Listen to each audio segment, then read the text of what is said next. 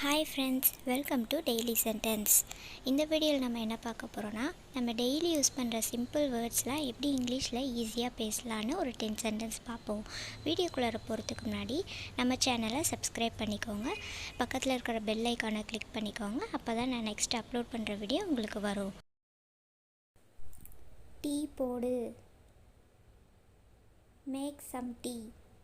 Make some tea. உன் கவனம் எங்கே இருக்கு? Where is your attention? Where is your attention? நீ எப்போ படிப்ப? When will you study? When will you study? நீ எப்படி சமைக்க கற்றுக்கிட்ட? How did you learn to cook? How did you learn to cook? இதை நீயே வச்சுக்க. Keep it to yourself. Keep it to yourself. அதனால் என்ன பலன்? What is the benefit? What is the benefit?